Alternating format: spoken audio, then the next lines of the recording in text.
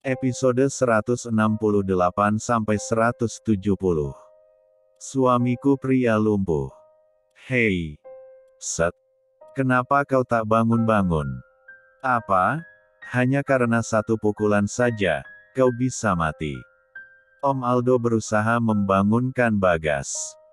Bahkan, dengan menjambak rambut dan menepuk pipinya hingga merah.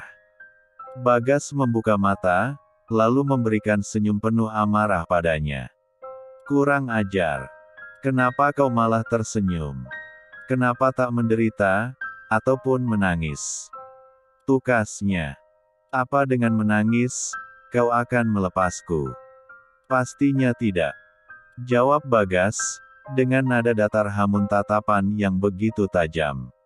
Om Aldo mengangkat tangan, hendak memukul Bagas. Tapi, Om Edward datang melerainya. Hentikan. Jangan pukuli dia. Nanti dia lemas. Sepertinya, butuh banyak waktu agar dia mau menandatangani ini. Ucapnya, dengan membawa beberapa dokumen penting. Apa? Pengalihan lagi? Tanya Bagas. Tak usah bertanya, jika kau tahu jawabannya. Sergah Om Edward. Berhentilah. Nikmati apa yang Om dapatkan.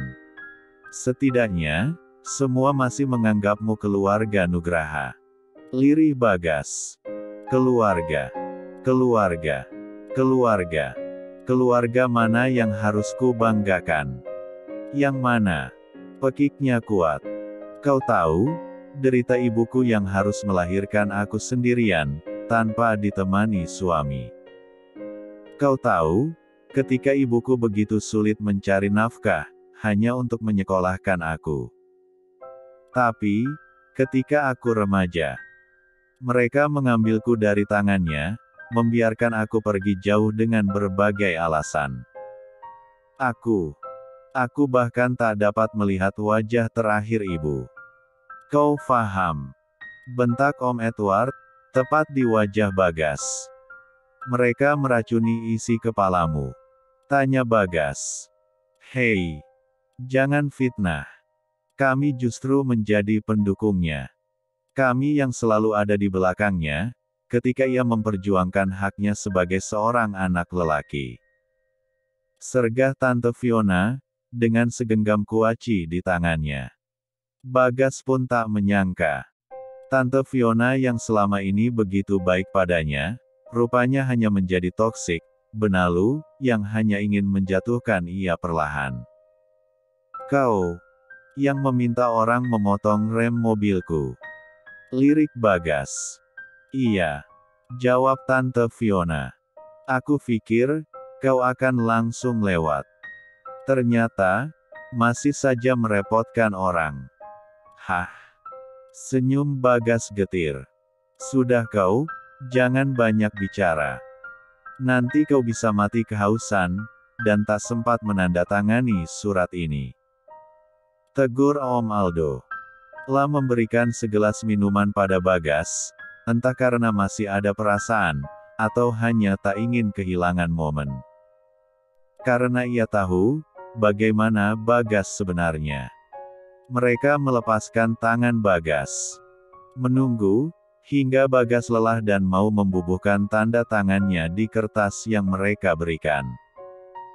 Om Aldo pun dengan sabar membacakan isi surat tersebut, yang isinya mengenai hak waris pada keluarga istri pertama.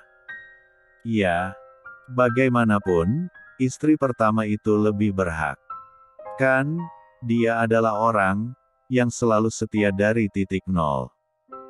Sementara selingkuhan hanya datang ketika senang. Cibir Om Aldo. Bagas mendengkuskan nafasnya, sembari kembali tersenyum. Membuat mereka semua kesal dengan responnya. Suasana di kantor masih aman terkendali. Reza dan Papa Erlen berusaha sekuat tenaga menenangkan mereka. Para polisi, bahkan detektif telah dikerahkan. Terlebih lagi, di rumah besar.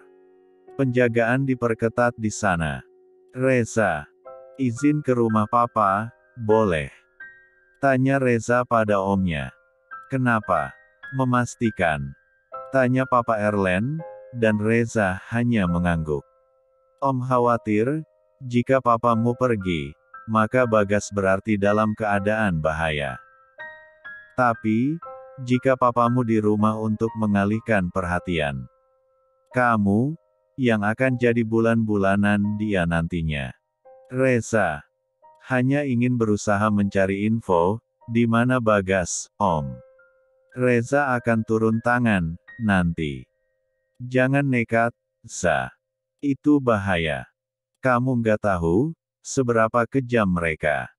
Pertama Siva, lalu ke Bagas. Dan bahkan, mereka yang berniat mencelakai Bagas, bukan. Hanya saja, Bagas masih merahasiakannya. Maaf, Om. Jika Bagas melakukan itu, demi Reza dan Papa. Sesal Reza. Reza kemudian berlari keluar. Tatapannya kosong, hanya fokus ke depan. Mengendarai mobil, menuju rumah sang papa. Sudah kau lindungi saja, aku sangat berterima kasih. Tapi, ketika yang lain ikut campur, maka tak ada jalan lain. Tak hanya mempertaruhkan nama keluarga. Kejahatan, tetaplah kejahatan. Batin Reza. Episode 169. Hari semakin gelap. Siva duduk manis di sofa bed, sembari terus menatap HP-nya. Bu, makanlah.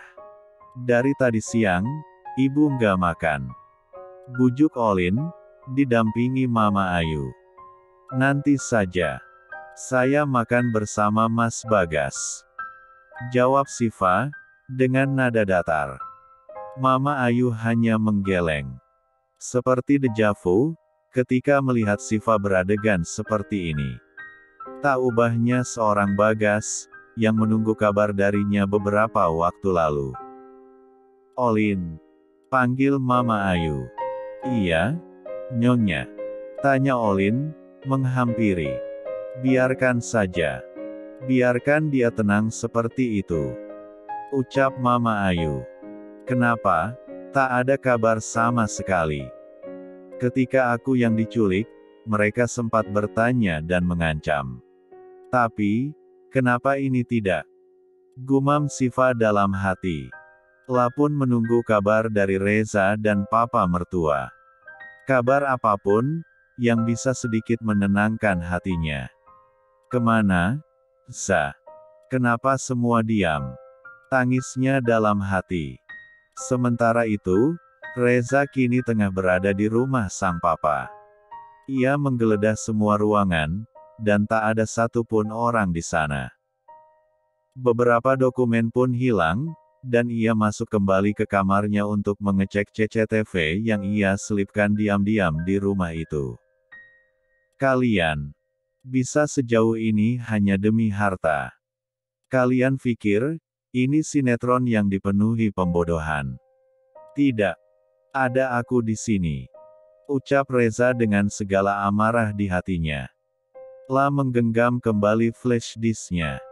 Jika Bagas kuat dengan semua file dan dokumen tertulis, maka Reza kuat dengan semua bukti rekamannya. Mereka berusaha dengan cara masing-masing, dan saling mendukung dari belakang. Kemana lagi? Aku buta arah kali ini. Apalagi, GPS Papa tak terdeteksi. Keluhnya. Reza terdiam sejenak, di pertigaan lampu merah. Ia menundukkan kepalanya, berbantal setir mobil. Tanpa sadar, ia membuka galeri fotonya dan menemukan foto Siva dan Bagas. Siva. Ya. Kemungkinan, mereka disekap di tempat yang sama. Fikir Reza. Ia pun menarik tuas, dan menginjak pedal gasnya dengan kuat.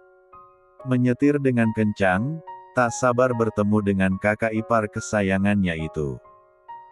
Tanda tangani saja. Apa susahnya lagi? Bentak Om Aldo. Tangan kamu nggak tante ikat loh, sayang. Apalagi yang jadi penghalang. Atau, mau istrimu sekalian dibawa ke sini? Ancam Tante Fiona. Bagas hanya menggerakkan kepalanya, mengeretakkan otot-otot lehernya yang pegal. Biasanya, Siva sudah membuatnya bersih dan rapi. Tapi, kali ini mencuci muka pun tak diizinkan. Ia begitu gerah, melonggarkan dasi dan kerah kemejanya. Panas. Mau pakai AC? Jangan mimpi. Cibir Tante Fiona. Kuat sekali pendiriannya. Ya, dia didikan ayah secara langsung. Diambil di usia 5 tahun, dididik sebagai ahli waris. Tak adil, padahal aku anak lelaki. Tapi, malah merawat cucu. Gerutu Om Edward. Benar-benar tak adil, kan? Benar semua ucapanku selama ini. Kau itu, anak tak dianggap. Padahal, kau anak pertama, dari istri pertama yang harusnya dapat hak lebih besar. Kaulah yang berkuasa. Ucap Om Aldo. Betul bukan? Dialah yang menciptakan doktrin itu. Doktrin yang mempengaruhi Om Edward, hingga bisa melakukan hal ini. Padahal, bukan itu kenyataannya. Fikir Bagas, sembari menatap mereka yang berbincang begitu serius. Fa, andai kaki ini dapat berlari, pasti aku akan pergi. Tapi, tunggulah. Aku pasti akan kembali. Jangan cemas. Harap Bagas. Lapun tak hanya duduk diam. Ia mempraktekkan yang Siva ajarkan padanya selama ini. Matanya terpejam, tapi ia berusaha menggerakkan kakinya beberapa kali. Entah apa yang akan terjadi nanti. Tapi, setidaknya ia telah berusaha. Episode 170. Mobil Reza tiba di rumah Bagas. Tujuan pertamanya adalah Siva, dan kebetulan, langsung ia lihat di sofa bednya. Iva, panggil Reza. Siva langsung menoleh, lalu merapikan dirinya menghampiri Reza. Ada kabar? Bagaimana dia? Tanyanya penuh antusias. Tapi, Reza hanya menggelengkan kepalanya. Membuat Siva kembali duduk dan lemas. Reza pun berlutut di depan Siva, dan menggenggam tangannya erat. Maaf, harus membuka luka lamamu. Tapi, aku harus bertanya akan hal ini. Ucap Reza. Apa? Tanya Siva, dengan mata berkaca-kaca. Saat kau diculik, apakah kau mengingat sesuatu? Di mana? Arahnya, atau tempatnya? Tanya Reza. Sejenak Siva berpikir lagi, dan sedikit fokus kali ini. Kalau tempat, aku tak tahu. Wanita itu menutup mataku selama perjalanan. Tapi, ya, ceritakan. Aku akan mencerna bayanganmu dengan baik. Pinta Reza. Aku disekap di rumah tua. Tua, tapi masih terawat, apalagi bau cat yang masih baru, dan beberapa dinding yang baru saja diperbaiki. Jelas Siva. Lagi. Jika bisa lebih mendetail. Siva memejamkan matanya sejenak. Ia hanya melihat sekilas, karena mereka membuka mata, hanya ketika tanda tangan itu. Dan, Siva berusaha mencari petunjuk, dalam ingatannya yang minim itu. Mas Reza. Iya. Bagaimana foto nenekmu? Tanya Siva. Reza pun membuka dompetnya, dan menunjukkan foto neneknya dengan kebaya jadul dengan selendang menutupi kepalanya. Ini, ucapnya. Ini. Foto ini, ada di sana. Terpajang rapi, dengan beberapa foto lainnya. Iva nggak tahu siapa itu, hanya sekilas. Itu pun, karena foto itu yang paling besar. Jelasnya lagi. Reza tersenyum sejenak. Ia mendapat petunjuk yang begitu berarti kali ini. Ia pun segera berdiri, dan merapikan pakaiannya. "Siva, mandilah. Berdandanlah dengan anggun, dan sambut dia pulang.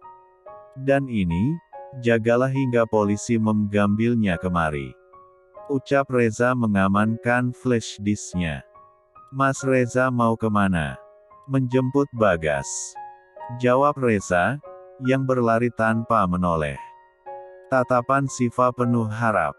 Ia pun berlari ke kamar, lalu membersihkan dirinya. Ia segera mengerjakan salat maghrib yang nyaris tertunda, sembari mendoakan semua yang ada dalam kekalutan. Reza yang tak kenal lelah, memperjuangkan semua orang yang ada di dekatnya. Terutama, ketika melihat harapan Siva yang begitu tinggi akan kembalinya Bagas.